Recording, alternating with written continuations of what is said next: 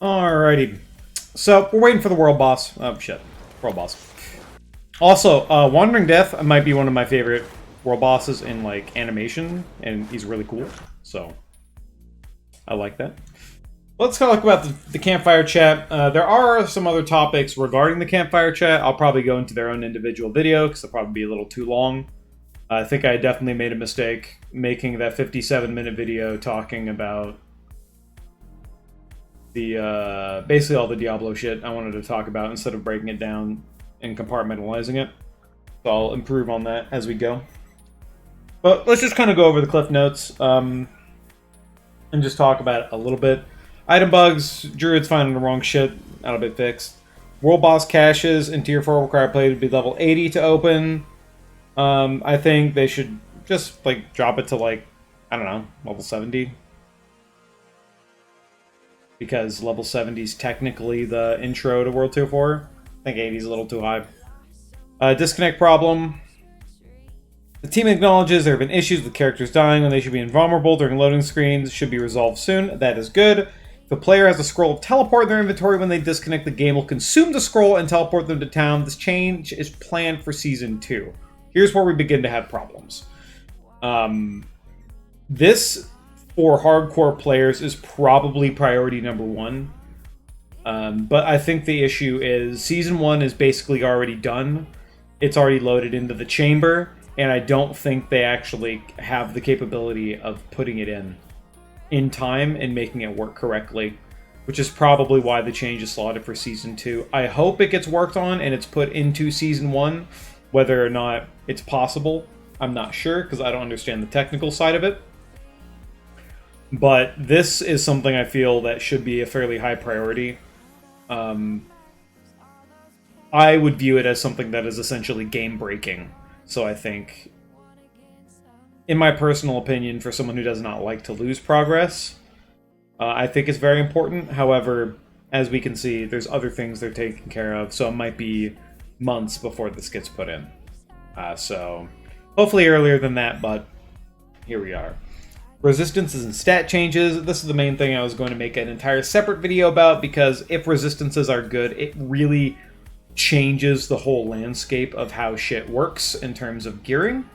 At least for now. Maybe that'll change in the future, but I'll make a video later, probably later tonight or something, because I want to kind of talk a bit more in depth about it, because I think it's something important to consider going forward with how important gear is in a game about gear.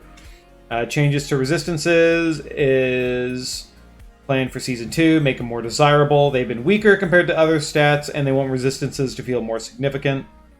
How it works currently is your armor does give you a base amount of resistance, so having extra resistance on top of that doesn't really seem to do much, because armor does so much for us currently.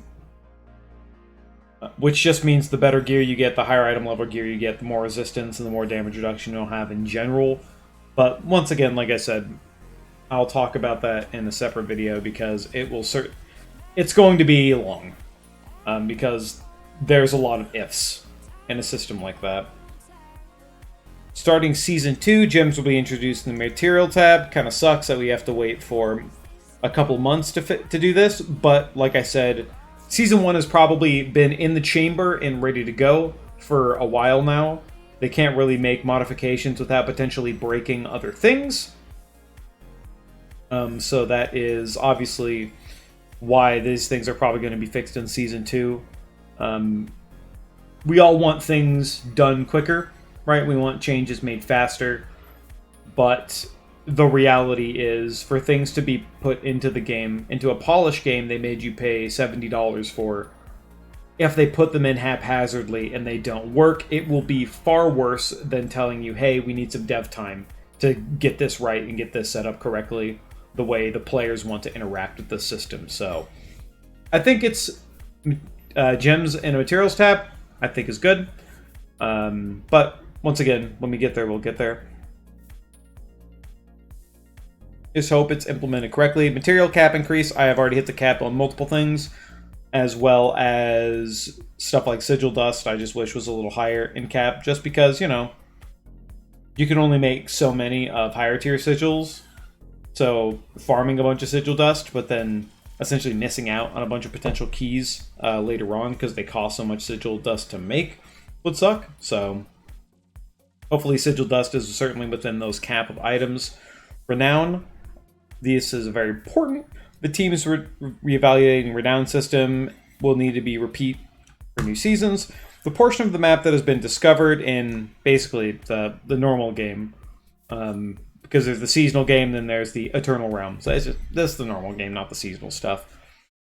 Will remain discovered, and renown with these explorable areas will be gained. Similarly, altars of Lilith have been previously discovered, will remain discovered from future characters. The renown associated with these altars will also be auto-earned for all new characters. Perfect. Absolutely perfect. I have seen people talking about the, oh, I want to do dungeons. Oh, I don't want to do dungeons again. Oh, I don't want to do side quests again. That shit doesn't take long at all. On top of that, the end game loop being nightmare dungeons means after you do the required ones, essentially, for your class's base legendaries to get your shit rolling, you just kind of do nightmare dungeons and you'll have it, right?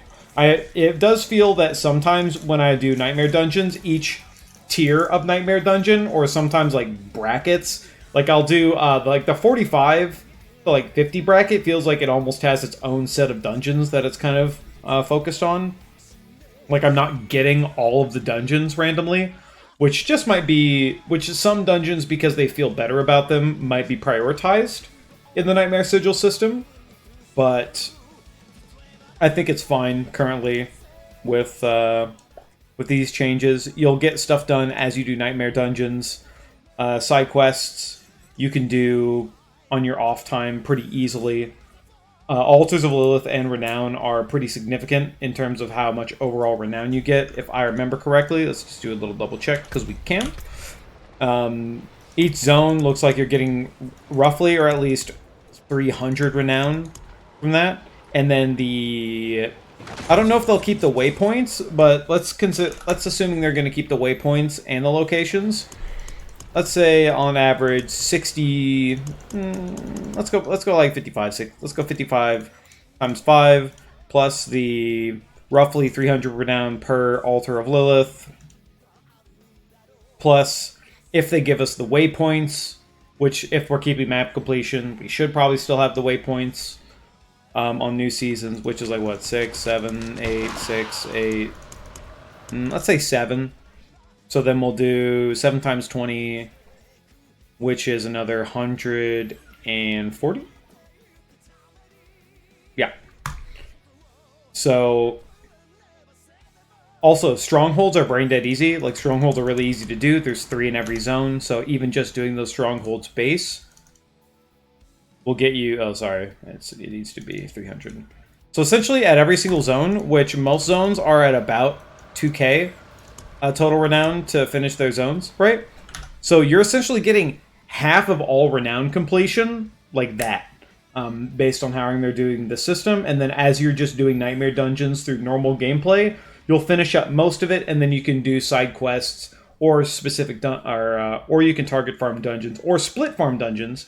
If you do dungeons in a party with other people, they can complete separate dungeons that you aren't in, and you can essentially tag team, or up to 4-man, just wipe out a zone's side dungeons in terms of doing renown pretty quickly. So getting over half of probably what you need from every single zone almost free, and then only needing to do some dungeons and maybe some side quests, no problem with that. I think that system currently, and the way they have it implemented, is fine.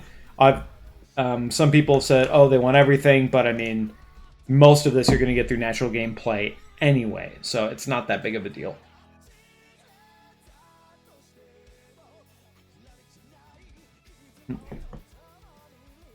Nightmare Dungeon buffs, like I talked about, Nightmare Dungeons will reward more experience. Good, they need to. They will now act as a fast travel that will immediately take players to the dungeon on use. Like I asked for, they needed to. Good change. The Nightmare Dungeon sigil will be able to be used immediately after Night's Dungeon has been complete. It allows you to chain, you can go back to town when you want to, you can grind when you want to.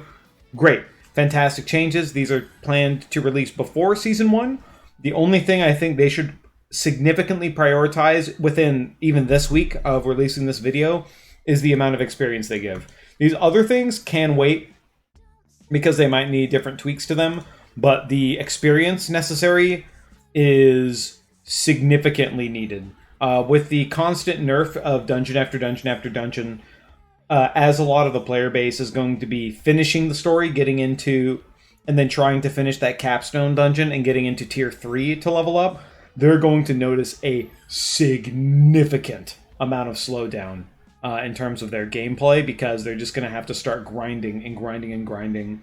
And without this Nightmare Dungeon change for experience specifically, it, I believe, will become a problem immediately. Although people that are no-lifers, whatever, streamers, whatever people like, I don't know, there's this weird, like, Diablo thing where it's like streamers versus dads, or like no-lifers versus dad gamers, or whatever the fuck. Who cares? We want the game to be better for everybody, right? Nightmare Dungeon XP, more of that is better for everybody, including the people who are going to be getting to T3 soon, or getting to T2, T3 soon, and then realizing, oh shit, even though I'm a dad, I want to play a couple hours a night, I'm going to get fucking nowhere unless I have these XP buffs. Hey Blizzard, XP buffs! Come on! So hopefully that comes in relatively soon, because I believe a lot of the player base will be reaching that point. Like world boss time, so we're still good. Dungeon nerfs. While players have been spamming normal dungeons in order to level quickly, the team is continuing to nerf these dungeons in order to lead players to the intended ending content, such as Nightmare Dungeons. One of the things I talked about in that long 57-minute video was that I think they really needed to be more transparent with how they're nerfing things and why they're doing things. I also said I believe that they wanted to push players towards in-game content and Nightmare Dungeons specifically for the reasons for the dungeon nerfs. And thankfully, now that we actually have some transparency with this, it's not just adjusted the spawn rates, yada yada. It's, hey man, look, we built around this, and we'll make this better for you. So we're getting rid of this because this is kind of a problem. Which, totally cool. While these dungeon nerfs were intended to make normal dungeons more equal, the developers have ensured the buffs are coming. Cool. It's what we wanted. That's what we asked for. Now, how quickly we'll get that, I think it should be sooner rather than later, but we'll see. Launch overview. Diablo 4 has surpassed 350 million hours played, yet we have seen no Grandfather and one Shaco. I think that's a problem. No person will ever realistically gain these items. And while I know people want to say, oh, you know, you're going to kill the game, you know, you're going to kill the game because nobody's going to be playing, they're going to get everything they want, and they're just not going to play anymore. I can play different classes. The game is seasonal. Do you really expect someone to play 350 million hours in a season to get a single item that's going to be gone by the next season? Because a lot of these games live and die on how their seasonal content releases are, like PoE. Nah. Please, people want to be strong, people want to have fun, people want to set up, people want to push for BIS. I don't think these things need to be specifically, like, impossible to get, but I think if you want them to be strong, let's say you need to farm 70 plus or 80 plus tier Nightmare Dungeons to actually have the chance at dropping them, and then they can drop at equal rate of all the other uniques, so it's just RNG at that point, right? A large client patch is planned, covering 13-page patch notes, including fixing more performance issues. Keep tuning the game up, keep making it tighter, keep making it not destroy my GPU, please. Hell yeah. Vast majority of players have not completed the campaign. Not completed the campaign.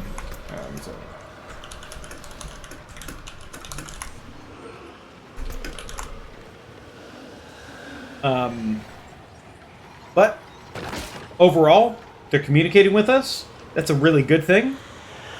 I really think that they have done, so far at least, a good job with the frequency of changes. And the amount of, and they're also giving us a reasonable time frame for changes that we're wanting to believe in and work towards, right? A couple things I think could use a little more priority, like the scroll of teleport being in for more hardcore players. But overall, I think it was a good dead chat, and then I will make a secondary video talking about the resistances thing. because I think it has far more of an implication than people might realize when they just want to consider, oh, resistances might be a little better. So, thanks for watching. I'll be making that video tonight, probably. You are Bye-bye. courting pain.